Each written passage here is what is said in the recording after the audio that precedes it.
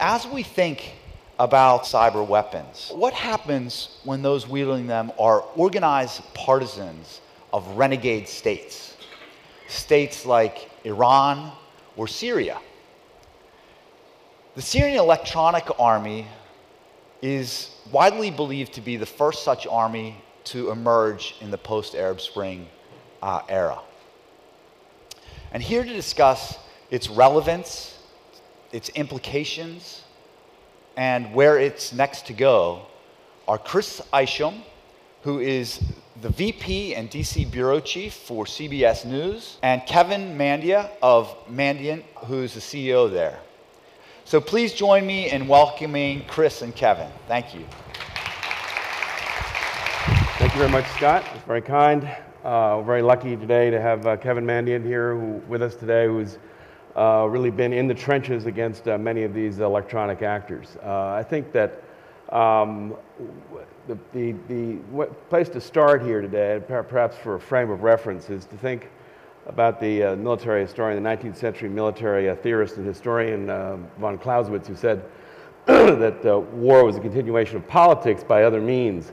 I think today we can say that the internet is a continuation of war by other means.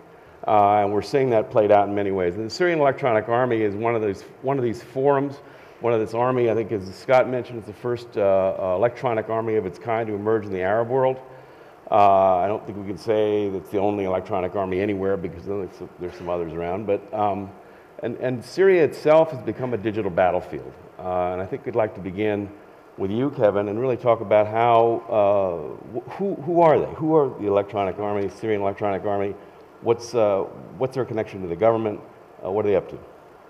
Well, it's hard to figure out their connection to the government, but I want to step back. I've been responding to incidents for 20 years, and I think we're at a very unique time, because for the first time ever, we're seeing such a public notice of groups, whether they're being directly controlled by the government or not. It's almost immaterial, because you look at the end result of these groups, and you can realize that if there is, in fact, armed conflict, the groups like the Syrian Electronic Army are obviously going to meet the needs of the government, whether under direct control or not.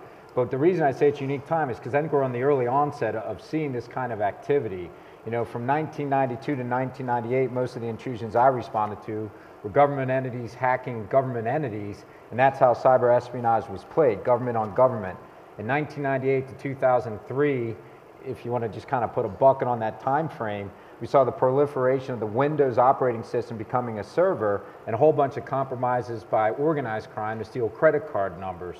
From 2003 till now, we've seen a proliferation of two real trends, and the Syrian Electronic Army follows these trends. The first trend is the attacks that used to target computer systems now target people. So you see the tailored social engineering. And the second trend is the boundary as to who's doing these attacks is starting to get a little bit blurred, meaning where the groups start and end, even the groups themselves sometimes don't always know. So those trends are going to be interesting to see as they emerge, but apparently we're well aware of them. Let's talk a little bit about specifically what kinds of attacks they've launched. Many of their attacks have been against Western media targets.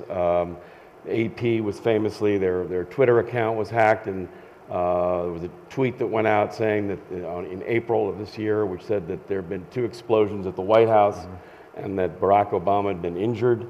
It was obviously disavowed within minutes by AP, but still sent the stock market down by 150 points, so it shows what kind of damage you can do. And then they've attacked about 12 other media websites, including our own CBS. What do you think they're doing there? What's their MO? How do they do it? What are they up to there? Well, at Mandiant, we had the privilege of responding to some of the intrusions that the Syrian Electronic Army has taken credit for. And it's kind of interesting because in the news reports we heard, they're not sophisticated. But when I'm going to detail one of the attacks to you, and then you can tell me if you don't think it's sophisticated or not, because I found it interesting. One of the attacks, and by the way, their attacks are definitely based on social engineering, but imagine if you're a media entity and the following happens to you. You can see how hard this would be to prevent.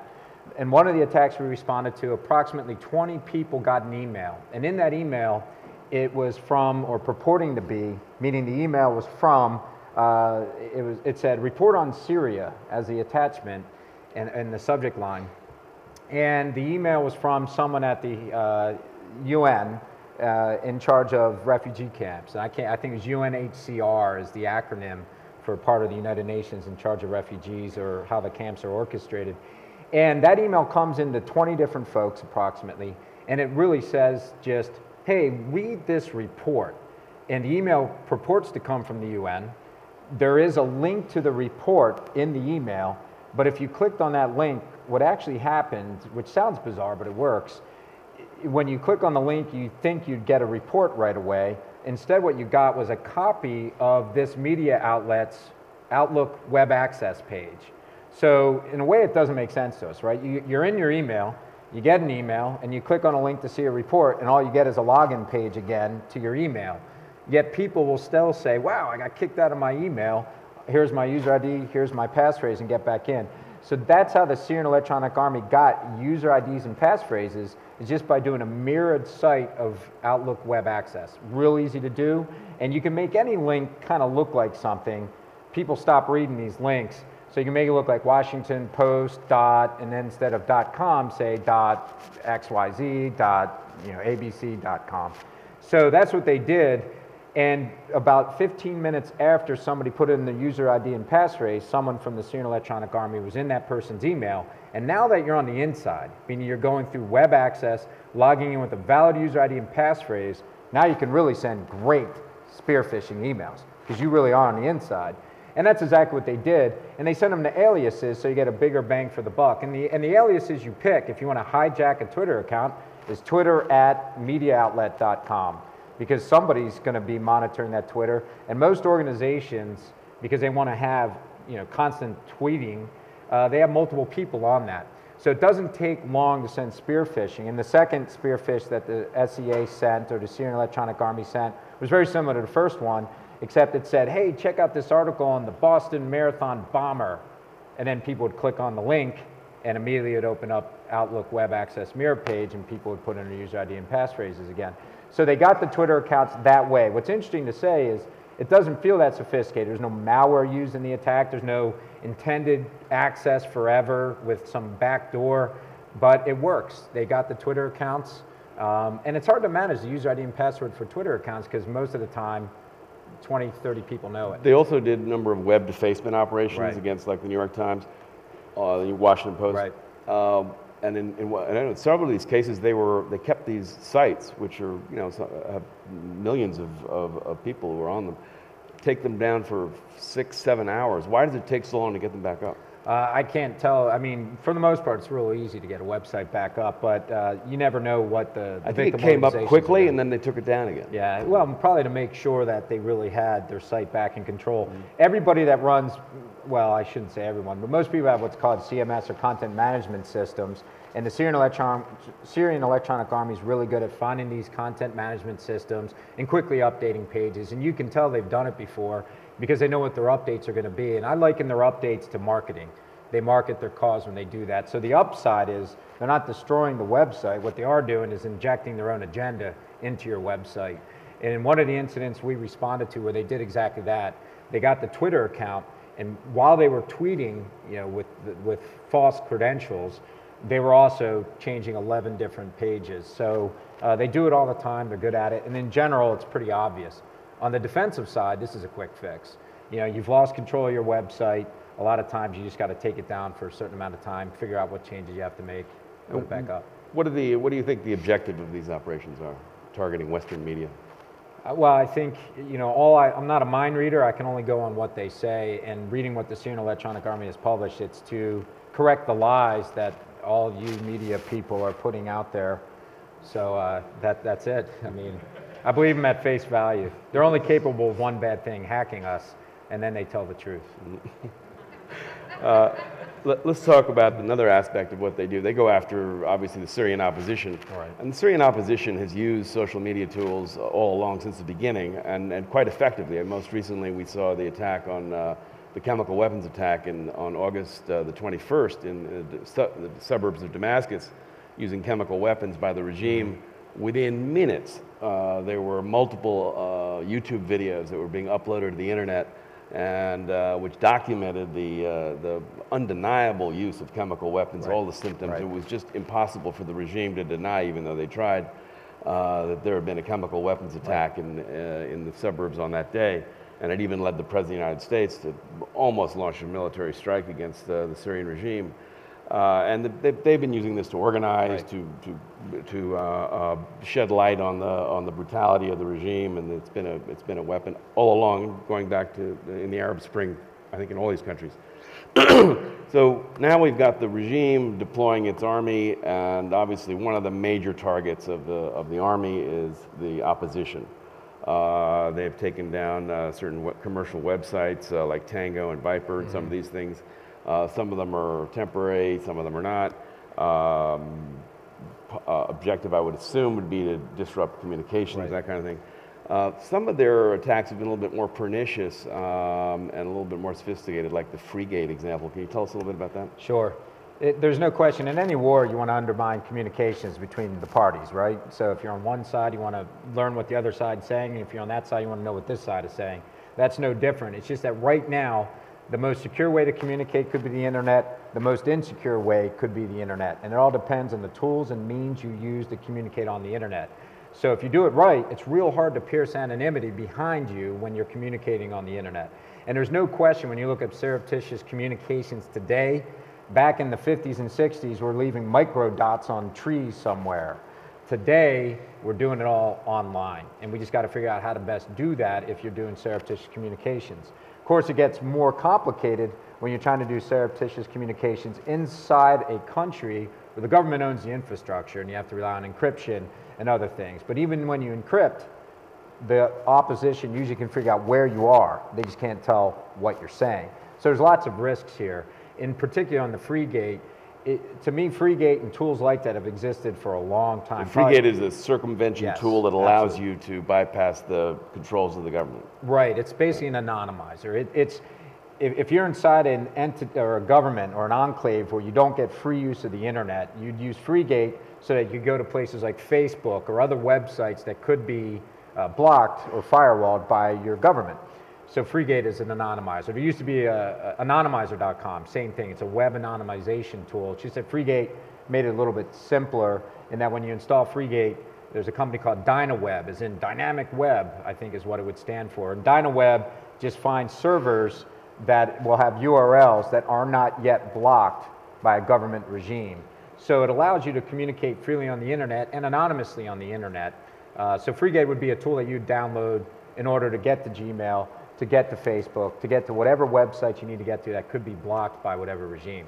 And what happened in the case of the Syrian Electronic Army is the SEA knew who some of the opposition was to their cause, meaning anti-Assad folks, and they did spear phishing to those folks. And by the way, it can be spear phishing, IM, Skype, however you can deliver a message to the opposition with a link in it saying, hey, here's the security tool Freegate, come download it. But in reality, if you clicked on that link that was sent by the SEA, what would happen is you'd go to a website controlled by the SEA, and if you downloaded their version of Freegate, you'd also be installing conveniently a remote access Trojan. And what the remote access Trojan would do... It's also called a rat? You got it, just a rat. What that allows the SEA to do is try to pierce anonymity behind the people that on the opposition side. So in reality, the SEA already knew who these people were, but it's also a lobster trap to get other people that they're unaware of in the opposition to click on the link, and it allows them to pierce anonymity and pierce the communications on the desktops that people are using. So they're using social engineering because they know who they're going after. Yes. Yep. So beware of rats, I suppose. Wonder if you could, do you see any connection between these digital wars that are going on and the kinetic wars? I mean, in Syria, every day people are getting killed. More than 110,000 people have been killed. So you've got real war going on and real bloodshed going on. And at the same time, you've got this kind of parallel digital war happening. Do you see any kind of interconnection between those two? I think there were patterns that were observable when the United States started talking about going into Syria, that maybe there'd be armed conflict. I saw, in my opinion, a rise in public announcements of successful attacks by the Syrian Electronic Army. So in specifically July, August, September of this year. But the other thing is just what the SCA claimed themselves. They hacked the Marine Corps, Marines.com, and they put a message there. And one of the messages that someone who purports to be from the SCA disclosed was, if there's armed conflict in Syria, you've seen us do defacements, you will see us increase our rules of engagement, increase our aggression. And nobody really knows what they mean by that, but you can make the assumptions that when they hack, they're not just hacking in to get your Twitter account anymore, they could be hacking to be more damaging or disruptive. I think that the point of the message was not very ambiguous. It meant they will escalate their attacks to be more damaging. So that was a direct threat based on whether American soldiers would be deployed to Syria or not. Where do you think this is all going? Do you see, because obviously as one side develops tactics, the other side develops counter tactics and vice versa, it sort of steadily would seem to escalate. Where does this path go to? Well, I'll put it in 3 different categories. Well, first I'll stick with there's cyber espionage going on in the world, and that's here to stay. And we've had well-publicized cyber espionage by China, and even though it's well-publicized, it's still going on. So there's no technical solution just yet for these challenges, nor non-technical solutions. You get into organized crime, same thing. You're getting people hacking, to steal credit card numbers and steal products. And then get into what we're talking about here, the more hacktivists that are ideologically motivated, politically motivated. We're on the early onset of this.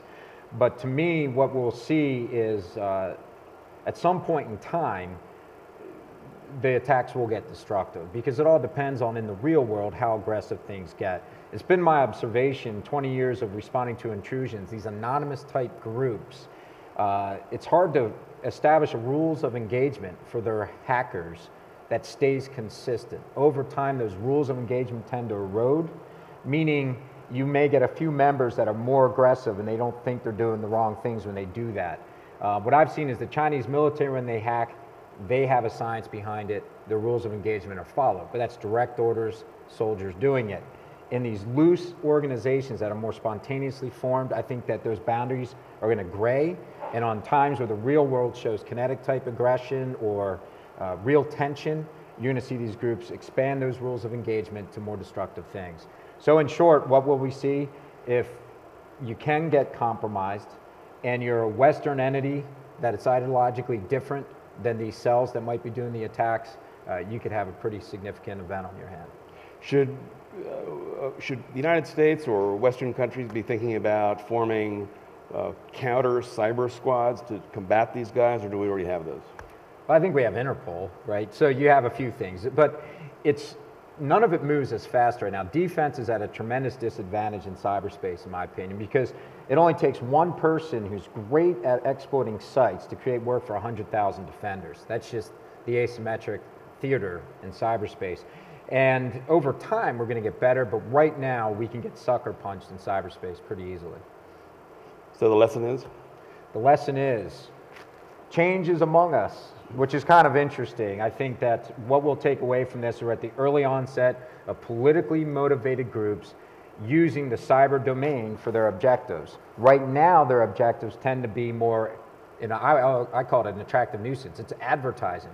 Quite frankly, we're kind of lucky that's what it's been. Hijacking a Twitter account and sending, hey, President Obama's been injured in a bomb, that's one kind of attack, but there's worse things that can happen. Shutting down our businesses, creating distrust or mistrust for our financial services, targeting the utilities and trying to disrupt some of their performance.